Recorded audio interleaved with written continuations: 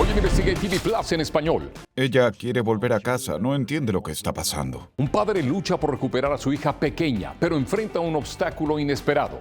Resultados contradictorios de pruebas de drogas. Los del Departamento de Correcciones dicen que dio negativo y los de DFCS positivo. Sí, exacto. Y es inverosímil. Los costosos pasos que ha tomado para demostrar su inocencia y cómo eso trae a la luz las denuncias de falsos positivos de otros padres que intentan recuperar la custodia de sus hijos. Además, mucho en juego a altas velocidades. Porque si usted lo lleva hasta 100 y algo sale mal, no hay margen de error. Veremos cómo se entrenan los oficiales de policía para las persecuciones vehiculares y por qué las autoridades federales piden a las agencias que lo piensen antes de llevarlas a cabo. Si queremos salvar vidas, alguien tiene que hacer que esto suceda. Y de constructor a artesano, ecologista y defensor de la tradición. Un abuelo transforma madera reciclada en prensas artesanales para hacer tortillas caseras. Historias en profundidad que informan e inspiran. Está viendo Investigate TV Plus en español. Padres acusados de reprobar pruebas de drogas. Sus hijos permanecen bajo custodia del Estado como consecuencia. Y ahora una jueza está pidiendo cambios. Soy Luis Carlos Mendoza. En muchos estados, cuando el uso de drogas es la base de un caso de protección infantil, se les puede exigir a los padres someterse a pruebas de folículo capilar. Estos exámenes son realizados por laboratorios privados a los que algunos estados pagan más de $1 millón al año. Uno de esos laboratorios, Expertox, está bajo investigación por denuncias de que sus pruebas están dando falsos positivos. Dicen que fallé la prueba de drogas y yo sé que no he consumido nada. He hecho todo lo que tenía que hacer para recuperarlos y es como si todo mi esfuerzo no hubiera servido para nada. Hablamos con varios padres en Georgia que dicen que el laboratorio les está robando su sobriedad y que tienen resultados de otros laboratorios independientes que lo demuestran. La reportera Ciara Cummins explica cómo educar a más personas sobre una prueba especializada que podría ayudar a familias que están en el limbo. Es una bendición. William Brock acaba de salir de su primer trabajo y antes de ir al segundo, pasa a visitar a su hija. La pequeña no está en casa. Está bajo custodia de la División de Servicios para Familias y Niños de Georgia, DFCS. Es una niña brillante, hermosa. Y ella quiere volver a casa, no entiende lo que está pasando. Hace muchas preguntas, pero es difícil explicárselo a una niña de 3 años. Es difícil explicarle porque solo tienen visitas supervisadas de 2 horas. Parte de su plan para recuperarla incluye mantenerse sobrio y someterse a pruebas de drogas aleatorias. Sí, señora. ¿Y cómo le ha ido? Bueno, me ha ido bien. Todo se remonta al pasado criminal de William. Perdió la custodia de su hija en el condado de Floyd, consumía drogas y fue a prisión. A sus 59 años, admite haber tenido una adicción, pero asegura que la condena estatal le cambió la vida. La sentencia incluía vivir en una instalación de tratamiento de adicciones. Manejo de ira, crianza, pensamiento adictivo criminal. Uno trabaja en muchas cosas diferentes. Tras completar con éxito el programa de 9 meses, el Estado le otorgó la libertad condicional.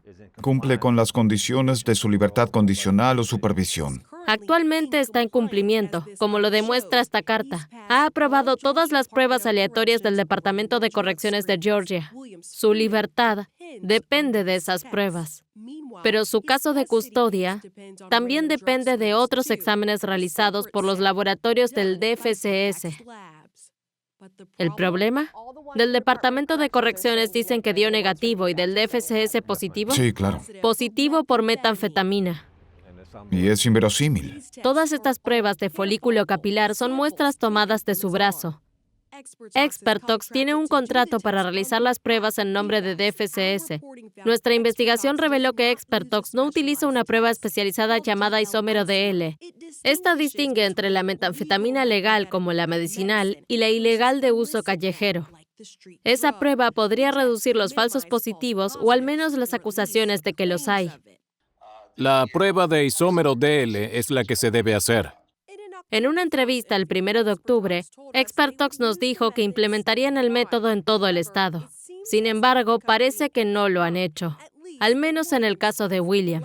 El laboratorio escribió sobre su resultado positivo de noviembre. No se realizó la prueba de isómero DL para detectar metanfetamina. Como resultado, Expertox Inc. no pudo distinguir entre metanfetamina ilícita y no ilícita en la muestra. Me están robando mi sobriedad. Las reglas estatales no exigen este método. Yo empecé como jueza de medio tiempo. La jueza Peggy Walker dice que eso es parte del problema. Parece que el Estado no sabe cómo exigirlo y eso es... Así es exactamente. Lo que falta en los servicios para nuestros niños y familias es ese control de calidad. La jueza principal de los tribunales de menores de Georgia reconoce que en el pasado ha hecho determinaciones con base en los resultados de pruebas de drogas de los padres, pero ahora exhorta a sus colegas a recibir más capacitación en ciencia como hizo ella. La jueza, con 29 años de experiencia, admite que las pruebas de drogas no siempre son correctas.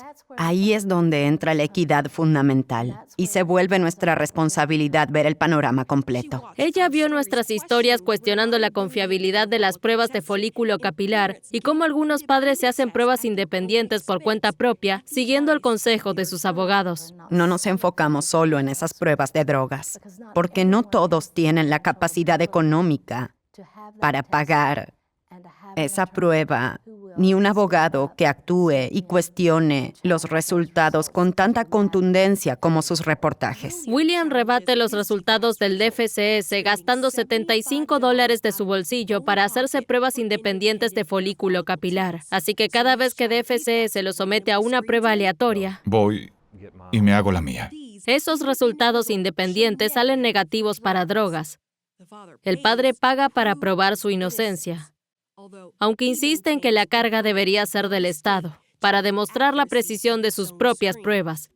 Exámenes que definen el destino de una familia. Es desgarrador que ella tenga que pasar por todo esto, pero estoy haciendo lo que me corresponde. Expert Dogs ha rechazado las acusaciones de resultados defectuosos, citando la acreditación del laboratorio y argumentando que no está rompiendo ninguna regla al no realizar la prueba de isómero DL, ya que Georgia no exige un método específico ni financia ese proceso especializado. DFACS nos informó que están revisando la situación y explorando maneras de atender estas preocupaciones. Varios estados, incluido Texas, ya han cancelado sus contratos con laboratorios como Expert Dogs. Usted puede conocer más sobre estos casos en investigatetv.com. A continuación, preparados para lo impensable, el riguroso entrenamiento de los sobrecargos para enfrentar cualquier emergencia.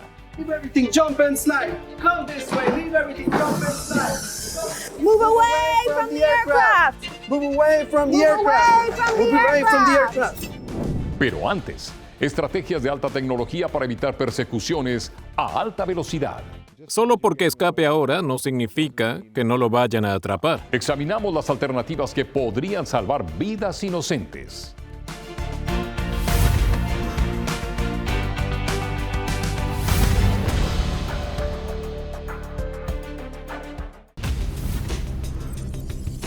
Persecuciones a alta velocidad. Una parte peligrosa del trabajo policial en la que no solo los oficiales corren riesgo. Mucha gente inocente resulta herida o muere. El Departamento de Transporte reporta que entre 2001 y 2021 las persecuciones mortales aumentaron un 41%. Durante ese periodo, más de 8,000 personas murieron y cerca del 36% eran transeúntes inocentes. En 2023, el Departamento de Justicia publicó un informe en el que instaba a las agencias policiales a implementar políticas que reduzcan las persecuciones vehiculares. Pero no todos los oficiales reciben el mismo tipo de entrenamiento para persecuciones. La reportera de investigación Cynthia Bisley fue a la Academia de Justicia Criminal en Columbia, Carolina del Sur, para averiguar por qué.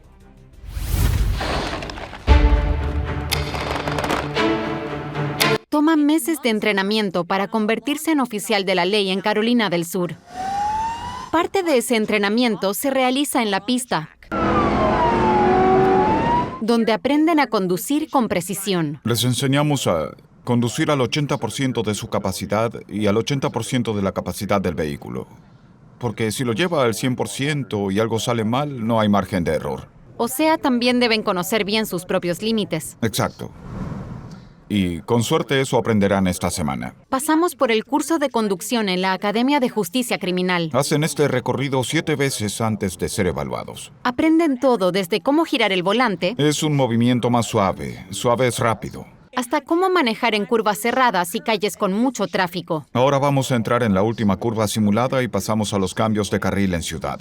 Esto simula calles estrechas con autos estacionados a ambos lados y tráfico entrando y saliendo. Jackie Swindler es el director de la Academia Estatal de Justicia Criminal. Aunque usarán muchas habilidades en persecuciones, no es un entrenamiento para persecuciones, ¿no? Correcto, porque eso es lo que cada agencia va a enseñarle luego a sus oficiales. ¿Cuál es su política de persecuciones? La ley de Carolina del Sur no exige a las agencias recibir entrenamiento adicional de persecuciones. Tampoco especifica en qué casos un oficial puede iniciar una persecución. Por eso las políticas de persecución varían de agencia en agencia. Algunas agencias entrenan luego y otras quizá no lo hacen. Según Swindler, todo se reduce a un buen entrenamiento y buenas políticas, lo que lleva a mejores decisiones y resultados más seguros. Lo que quiero es que podamos perseguir en casos serios cuando sea necesario, pero también que seamos inteligentes y sepamos que a veces no es la mejor decisión si no se trata de algo grave. Un informe federal exhorta a las agencias de policía a limitar las persecuciones a alta velocidad para proteger a inocentes. Dice que los oficiales deben recibir entrenamiento en aula y en escenarios simulados, y que solo aquellos con esa formación deberían participar en persecuciones. Cree que hará falta, en algunos casos, acción en la legislatura estatal para obligar un tipo específico de entrenamiento. Sí, creo que lamentablemente hará falta legislación. Jeff Alpert, profesor de la Universidad de Carolina del Sur, investiga persecuciones policiales desde los años 80. Fue uno de los expertos que participó en ese informe, el cual propone que solo se realicen persecuciones si el sospechoso ha cometido o podría cometer un delito violento. Es algo que es muy importante para el Estado. Si queremos salvar vidas, alguien tiene que hacer lo posible. El informe cita investigaciones que muestran que más del 90% de las persecuciones se inician por violaciones de tránsito. Cuando los departamentos cambian su política para permitir persecuciones solo en caso de delitos violentos en lugar de usar criterio subjetivo, se reduce el número de persecuciones en un 90%. Y eso significa salvar muchas vidas. Exactamente. La otra cara de la moneda es que se deja ir a algunas personas. Pero como muchos oficiales y jefes de policía me han dicho y demostrado, que se escape ahora, eso no significa que no lo van a atrapar. En definitiva, se trata de hacer un buen trabajo policial. El informe del Departamento de Justicia también insta a las agencias a explorar tecnologías que puedan reducir o evitar las persecuciones. Señala que además de proteger a personas inocentes, también le ahorraría millones de dólares a los contribuyentes que cada año cubren los daños relacionados con estas acciones. Una opción que ya se implementa en algunos departamentos es Digital Siren, una aplicación que puede alertar a conductores cuando hay una persecución cerca. Su creador, Tim Morgan, explica que su equipo instala la tecnología en vehículos policiales y cuando un oficial supera cierta velocidad con luces y sirenas encendidas, la aplicación envía una alerta. Eso le da al conductor entre 30 y 45 segundos de advertencia. Instalarlo cuesta unos $260 por vehículo. Es una instalación bastante simple. No requiere trabajo adicional por parte del oficial. Hagamos algo antes de que ocurra una tragedia. Otra herramienta utilizada por la policía es un dispositivo que dispara un rastreador GPS a un vehículo que huye. La tecnología nos permite monitorear los vehículos a distancia. No es necesario realizar una persecución directa. La policía de Illinois dice que utiliza estos rastreadores GPS desde hace unos 3 años. Más adelante, un hombre encuentra inspiración en los residuos del material de construcción para sumar la sostenibilidad con uno de los alimentos más tradicionales de la comida hispana. Pero antes, segundos cruciales y decisiones vitales. Vea cómo los sobrecargos de Delta se entrenan para entrar en acción y proteger la vida de los pasajeros en situaciones extremas.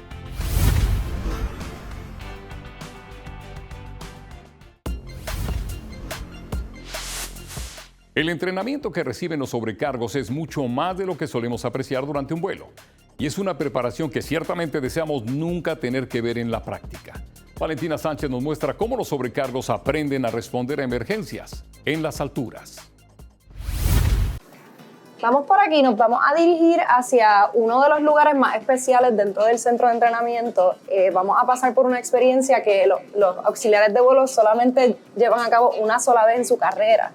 Y hoy vamos a tener la oportunidad de llevarlos a ustedes a través de esa misma experiencia. Todo comienza en un centro de entrenamiento especializado donde los futuros auxiliares de vuelo enfrentan una serie de escenarios de la vida real que ponen a prueba sus reflejos, habilidades y nervios. Bueno, bienvenidos. Esta cabina de entrenamiento en específico es bien especial porque, como pueden ver, ella está sostenida en un sistema hidráulico.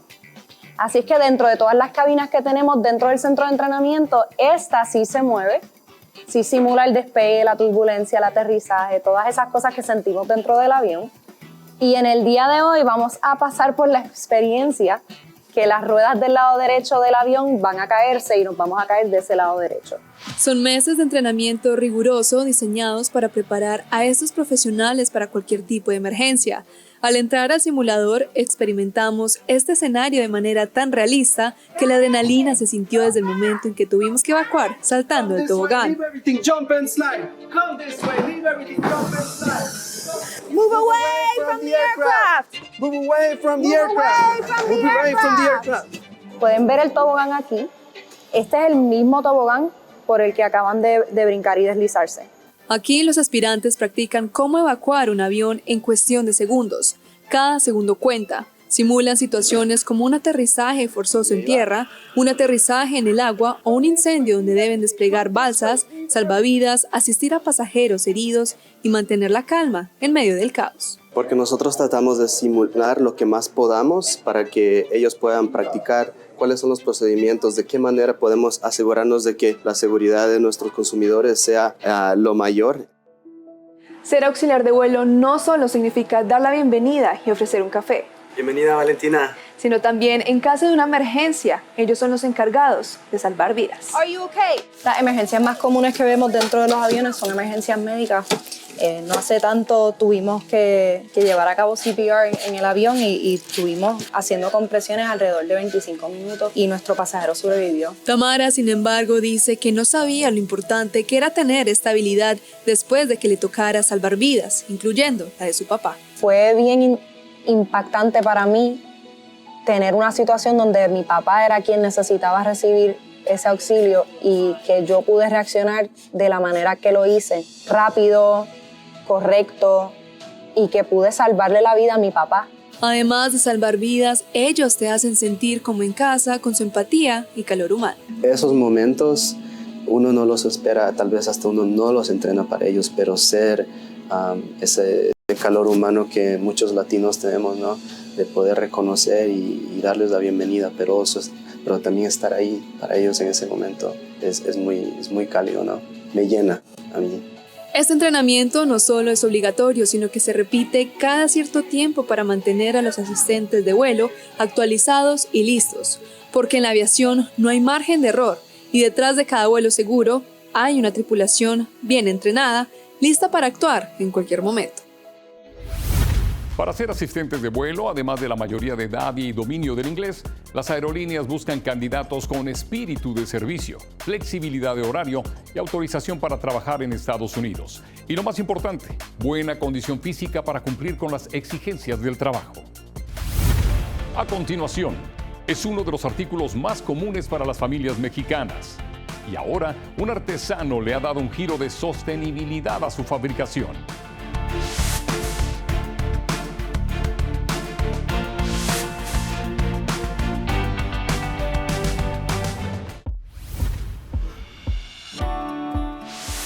En su taller en Reno, Nevada, un trabajador de origen mexicano transforma madera reciclada en prensas para tortillas, uniendo tradiciones centenarias con prácticas sostenibles. Las tortillas, un alimento básico en la dieta mesoamericana, fueron originalmente elaboradas a mano. Con el tiempo, las prensas de madera y metal simplificaron esta tarea, pasando a ser un símbolo de la cultura popular y la tradición familiar. En el siglo XX, las máquinas industriales revolucionaron la producción de estos alimentos, pero las prensas artesanales conservan esa magia de lo hecho en casa. Casi que nos atreveríamos a decir que no hay una familia mexicana que no tenga una de estas prensas. La reportera Nancy Vázquez nos cuenta qué inspiró a Armando Hernández y qué diferencia el diseño de sus máquinas de otras en el mercado.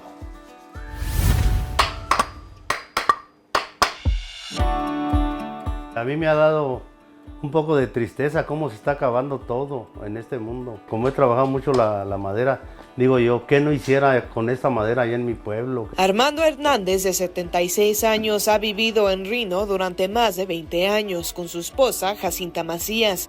Tienen 6 hijos y ahora 16 nietos. Hernández empezó trabajando en el campo en su estado natal de Michoacán, México, pero ahora trabaja en la industria de la construcción desde que llegó a los Estados Unidos, donde también nació la idea de reciclar materiales sobrantes de su trabajo.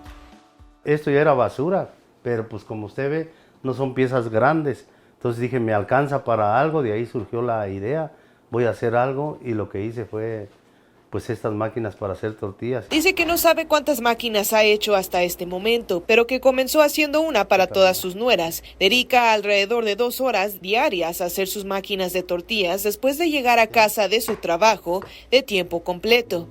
Y conforme sale, porque no me gusta hacer de cualquier madera, porque mucha madera, muchas personas sí conocen un poco, se tuerce muy fácil y la tortilla no sale parejita, sale como más delgada de un lado que de otro. Entonces para mí todo eso tiene que ver que la tortilla salga pareja.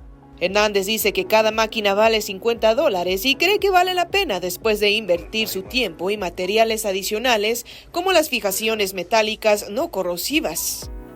Disfruta uno más haciendo a veces las cosas que comprarlas hechas ya.